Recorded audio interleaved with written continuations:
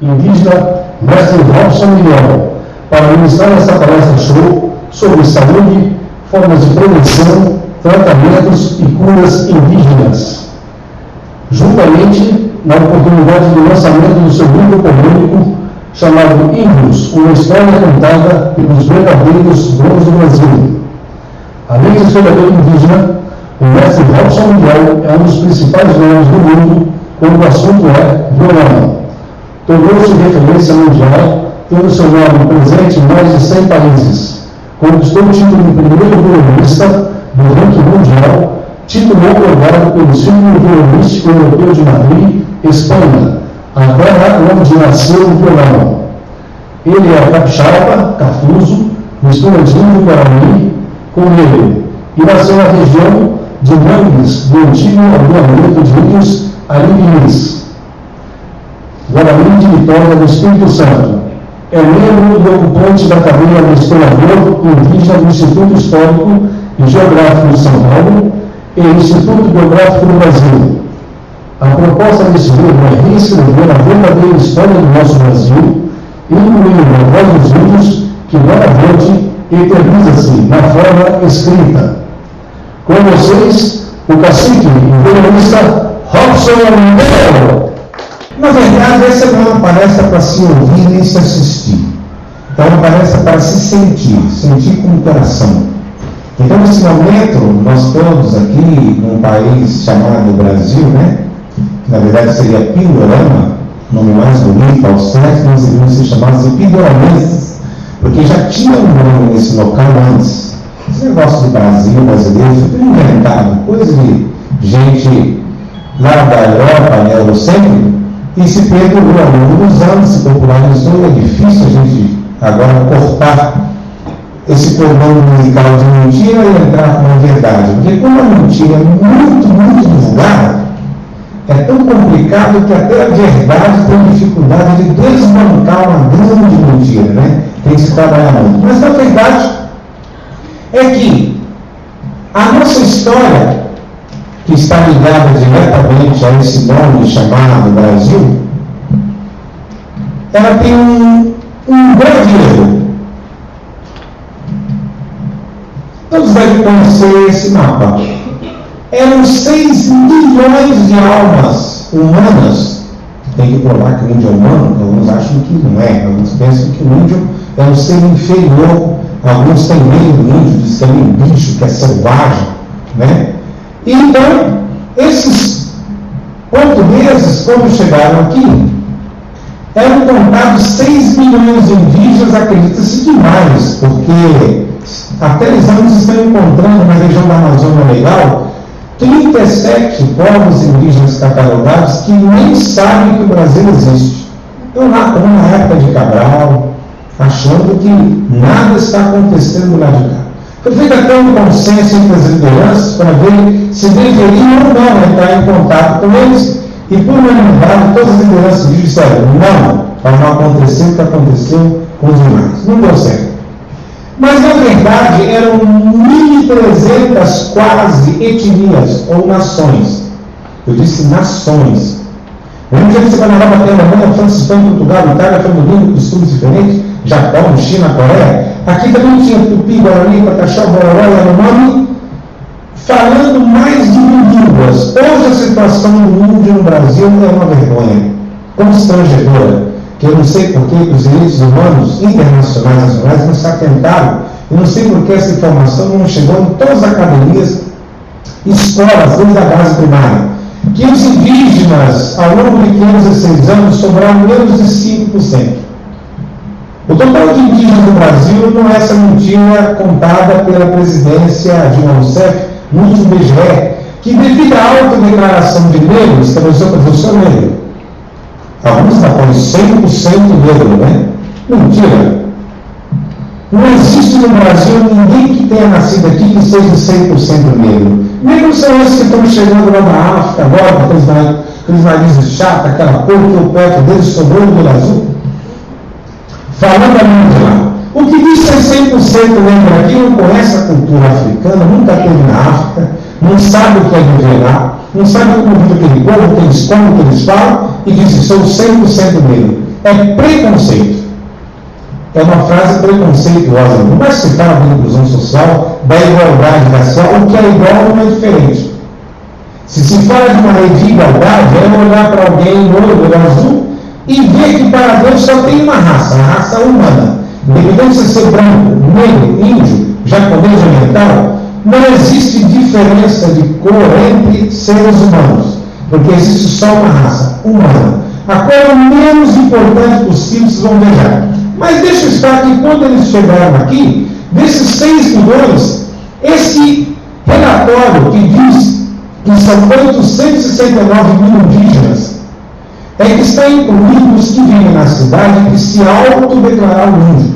Por quê? O relatório fiel da CESAI e da FUNASA, que cuida da saúde indígena, e anota os índios que nascem e os que são os que morrem, mostra que sobraram 374 mil índios só, entre todas as etnias, separados em 215 etnias ou nações, falando 182 línguas diferentes. Eu sou cafuso, eu falo e escrevo Guarani. Eu fiz questão de iniciar essa palestra falando na língua que todo o povo de Pindorama deveria falar. Mas não. O incentivo na educação cultural brasileira é que a pessoa fala bem a língua de Portugal, ou seja, o português, que não é a nossa língua, e como segunda língua tem que falar o inglês, o espanhol, aí vem francês, alemão, chinês, por causa agora das fronteiras com o dragão, né? Todos da China, qualquer língua, menos a língua mãe, a língua tupi-guarani. Aí cresce um ridículo, que vem pessoas para a cópia, agora vem de novo para as Olimpíadas, e chegam a perguntar para os povos daqui, perguntando, o que é Guanabara? O que é Ipanema? Aqui em São Paulo, o que é Anhangabaú? O que é Ipiranga? O que é Tietê? O que é Paranapiacaba? O que é Itaquera? O que quer dizer Morumbi? Aí as pessoas olham para aquela cara de inteligente e dizem, não sei, isso deve ser coisa de livro, não tem nem ideia. Como é que pode? As pessoas do Brasil não têm pedigree, não sabem nem de onde veio, nem contar sua própria história. E não existe a chamada ostentação, que o indivíduo diz assim, não, meu seu nome é Cris, eu sou de descendência alemã. Mentira, você não tem nada de alemão. Eu morei na Alemanha, viaja na Alemanha, você vai ver, tendo nascido no Brasil, o que você tem no alemão? Você fala língua? Não.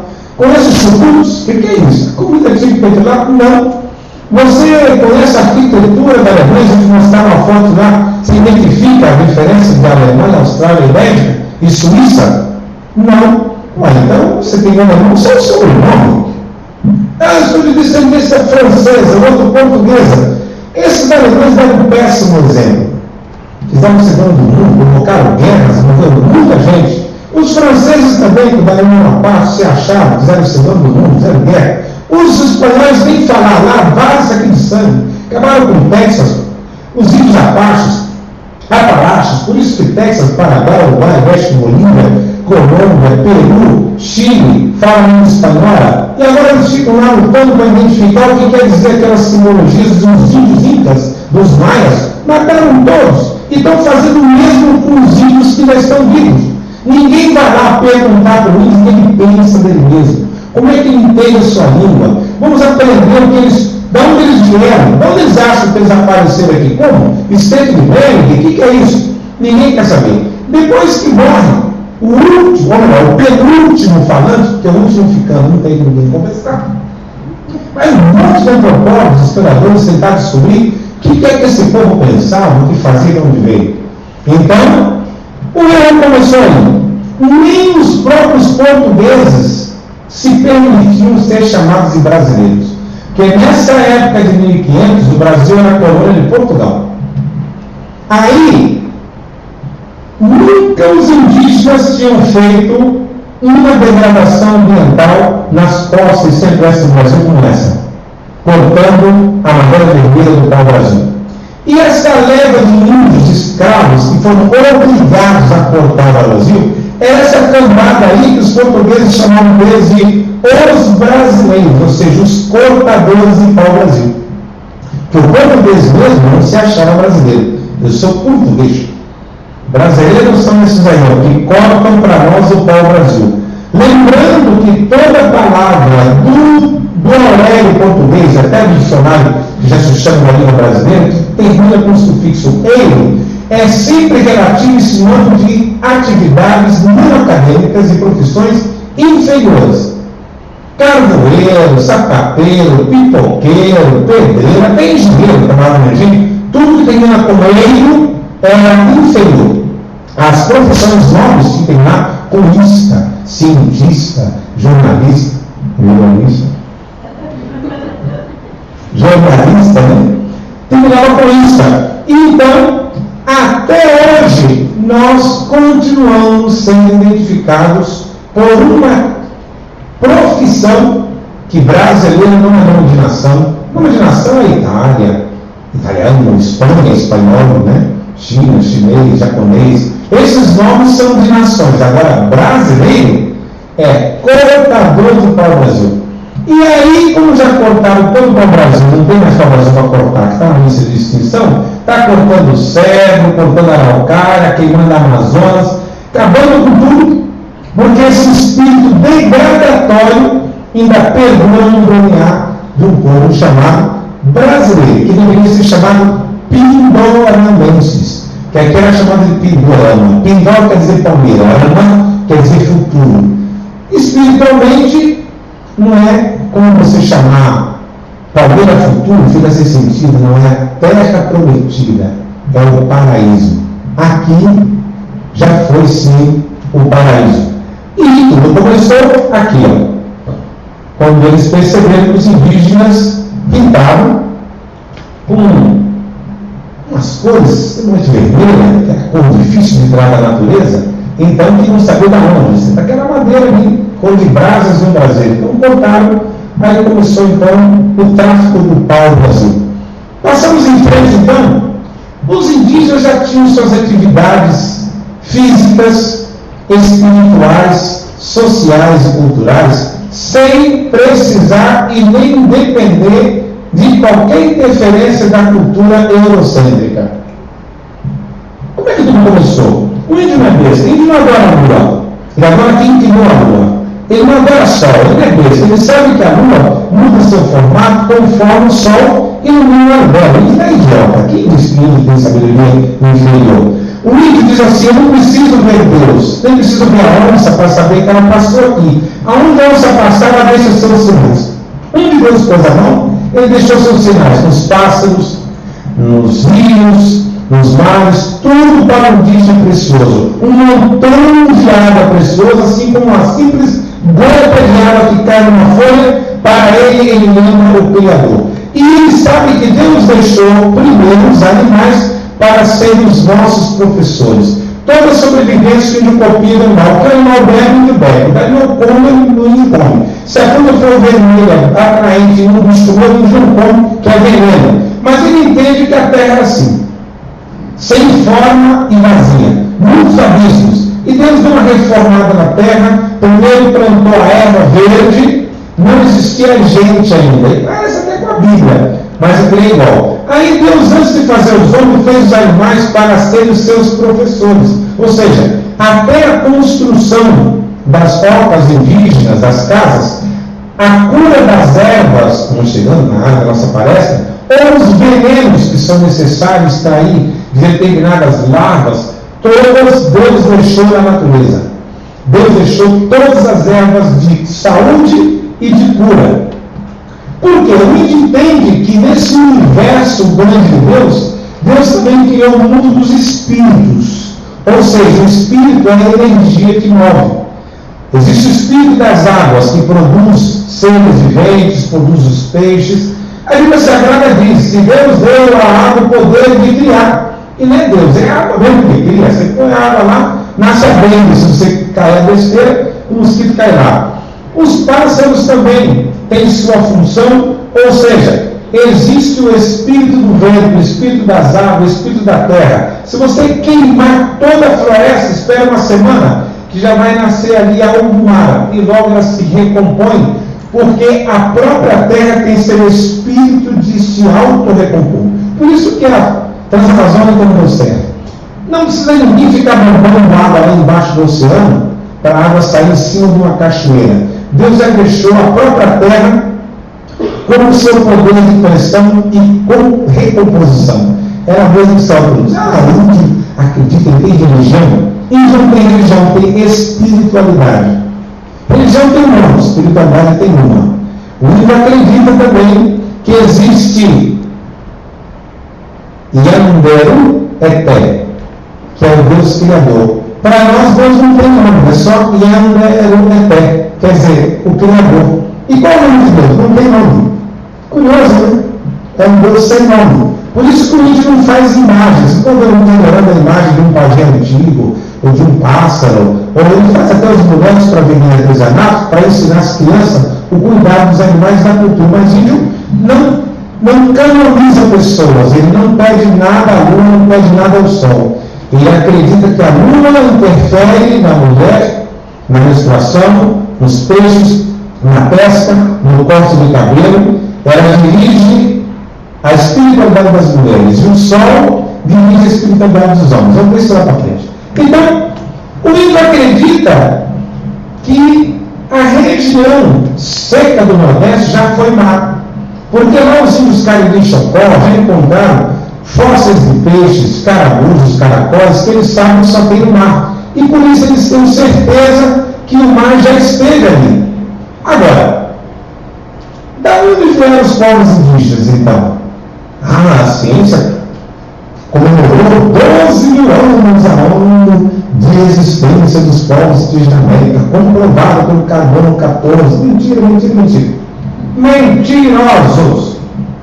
Se acha? Não, o índio é descendente do povo da Mongólia, dos mongóis, dos esquimós. E aí, em busca de alimentos, nas geleiras atravessaram e desceram. Já pegaram a amostra de indígenas ticunas, Tupi-Guarani, Pataxó, Apaches, Xocai, e fizeram a comparação pelo DNA, que é menor que o carbono 14, e constataram que não é compatível. Os ticunas da etnia da minha esposa são tudo desse tamanhozinho. Olha aqui, 1,40m. Pai dela, 1,45m, 50 são tudo pequenininhos. Tupi-Guarani também, os tupi grandes. Os Guarani têm os índios Apaches, os índios Sioux, os índios Cheyennes, são homens de quase 12 metros de altura, enorme de grande, todos com um nariz igual um cano, aquele nariz assim para baixo, não tem absolutamente nada a ver com esquimó, nada a ver com. Então, como é que esses índios apareceram aqui? A cultura indígena entende que a criação de Deus foi como os pássaros. Deus fez periquito branco, azul, verde, e nenhum deles que seja periquito. Fez o mesmo tipo de carpa, peixe amarelo, tem verde, tem azul, tem canário da terra, canário branco, canário amarelinho, mas não deixa de ser canário.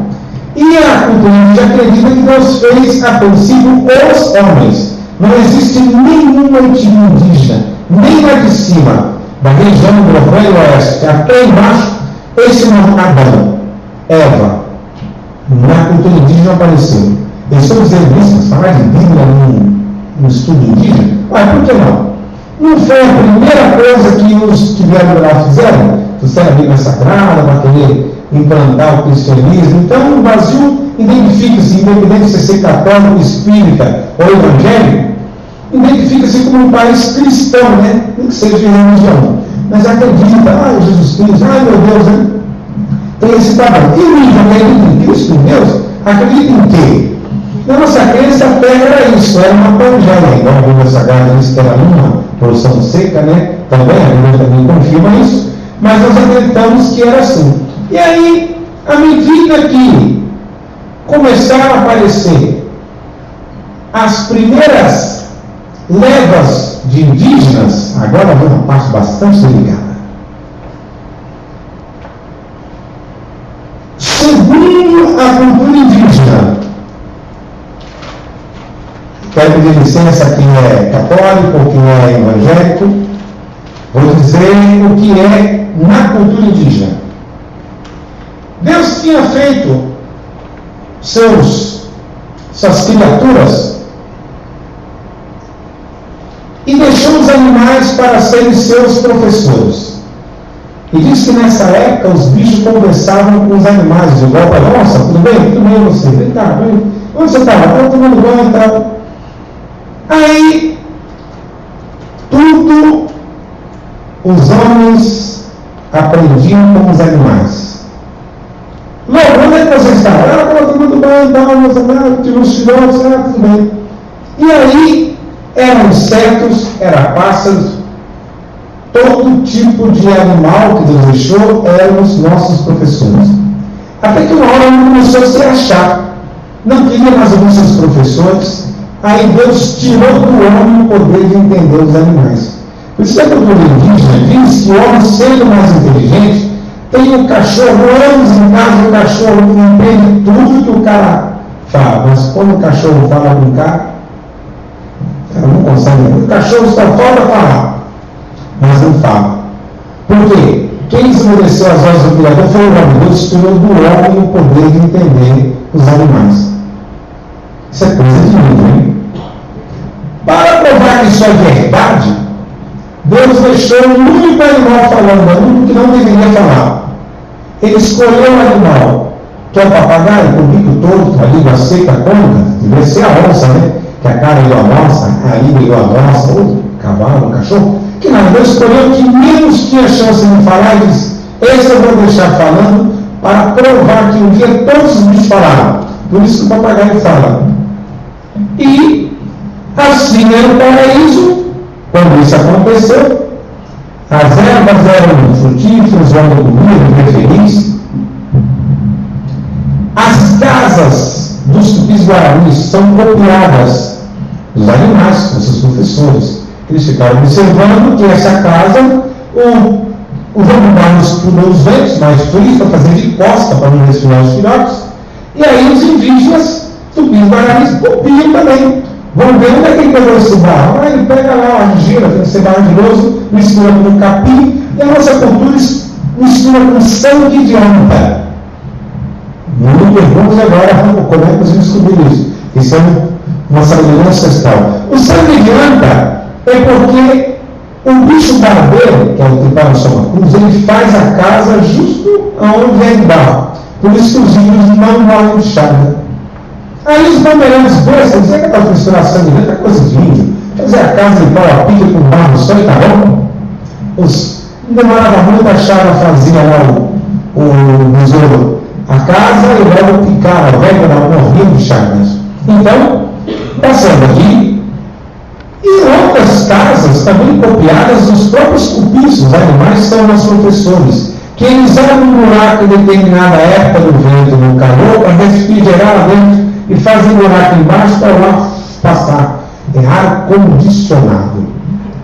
Acredite se puder. Aí quando chega o inverno, eles vão naquele mesmo buraco lá de cima, tapam ele e abrem um buraco do lado de cá para ele ficar aqui entre a frio e possa viver num tempo mais quente. Olha, ar-condicionado, por que não? Então, se nós formos ver bem, todas as atividades nossas, da mão, é copiando o que Deus já fez. É o machado, é a tesoura que a chave de fenda substitui a linha, né? A gente sabe perfeitamente que o avião foi copiado no voo dos passos, a gente sabe que até hoje, para nadar com perna, com essa pé de pato, foi copiado nos peixes, enfim. Por que os índios Ticuna do Amazonas não fazem a casa igual os Tupi-Guarani? Porque lá não tem animal.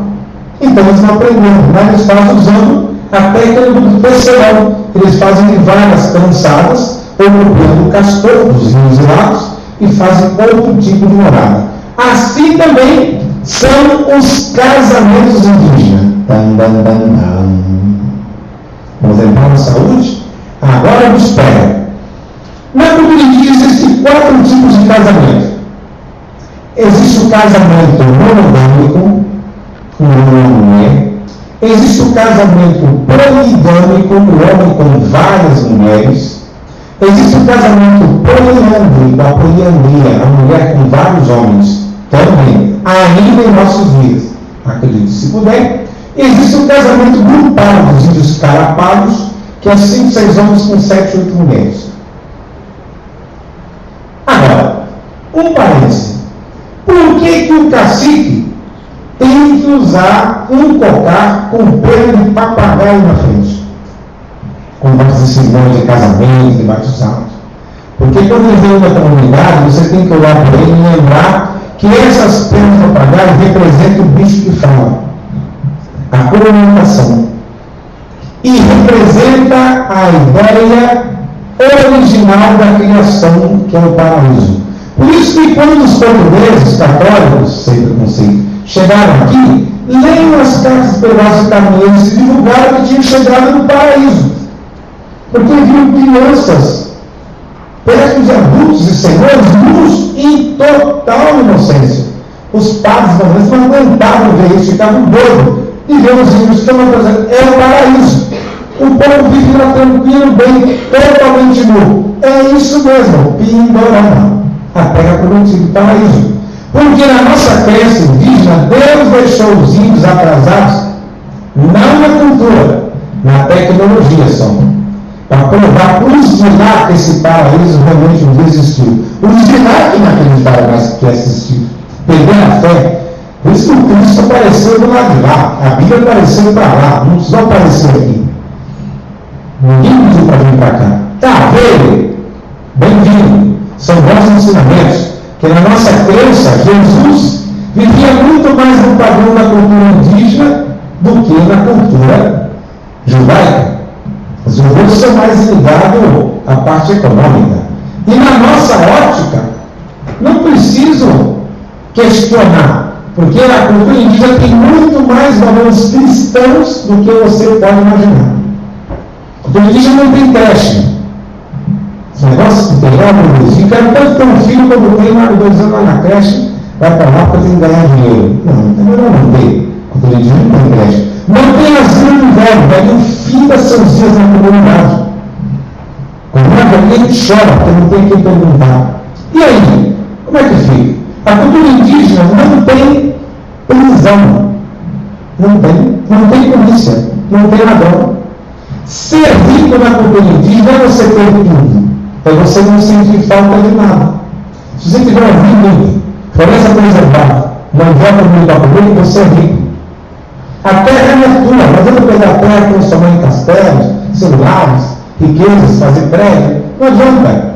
Porque a terra não vai te dar nada. Ela vai te emprestar água, cálcio, sais minerais, alumínio, ferro. Mas quando você não ela vai te tornar tudo. Você não leva nada. Ela não é tua, você que é dela.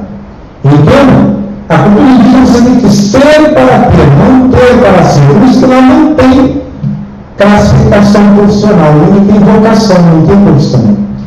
A cultura indígena não tem. O cacique que ele tem uma arca, flecha e uma oca. E o índio normal ele tem uma arca, flecha e uma oca. Tudo é de todos. Aquilo que eu falo de Bíblia, não. Falando da cultura indígena. É que vocês estão com a cabeça do cristianismo, eu usei uma referência do Cristo, que na nossa ótica vivia muito mais no padrão da cultura indígena do que na cultura judaica.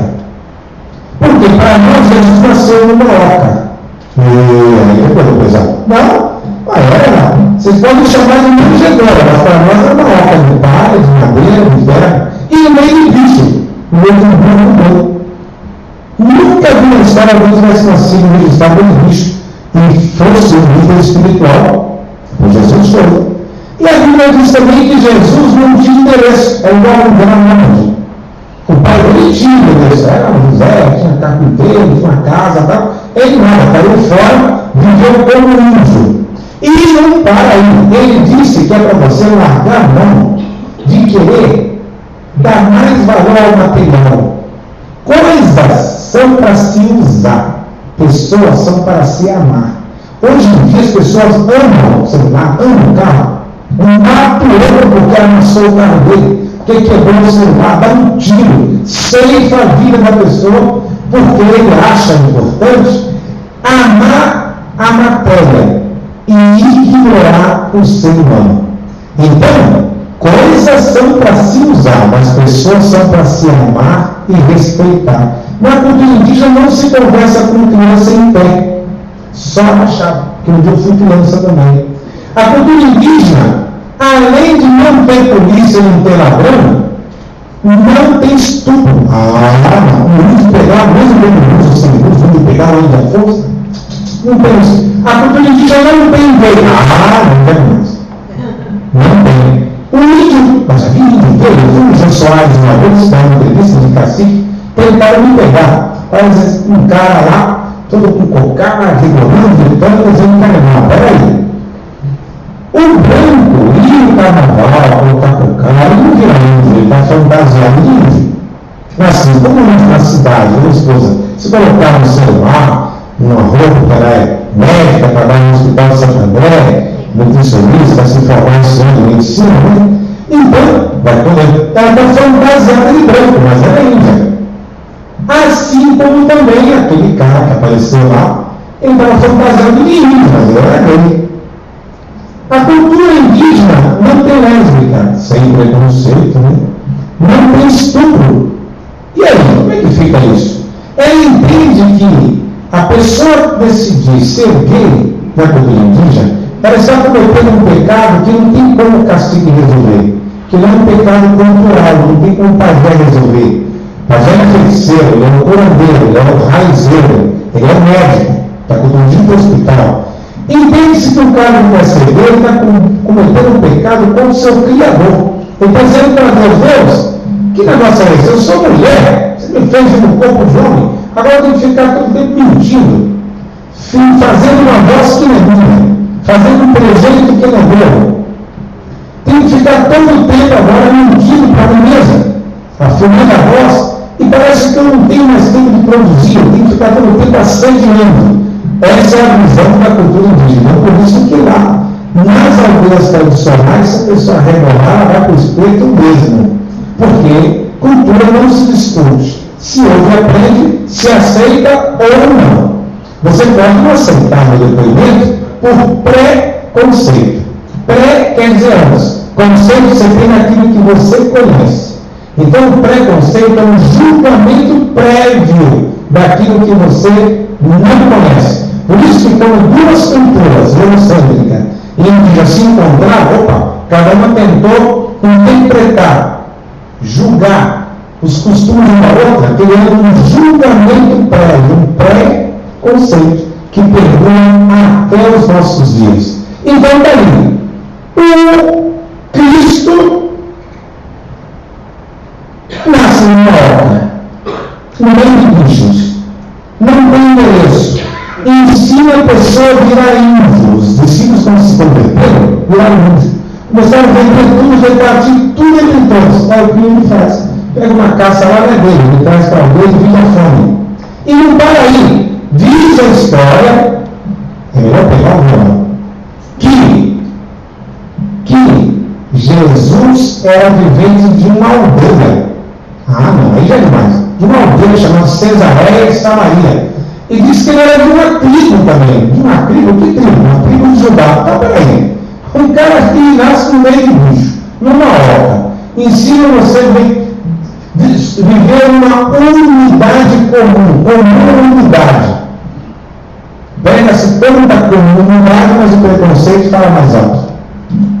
O cara professa uma religião e tem preconceito por causa de cor, por causa de credo. Então, Cristo pregou uma comunidade. E além disso, ele é de uma aldeia e de uma tribo. Crim. Intervalo para falar dos casamentos, mas antes, uma musiquinha para reflexão.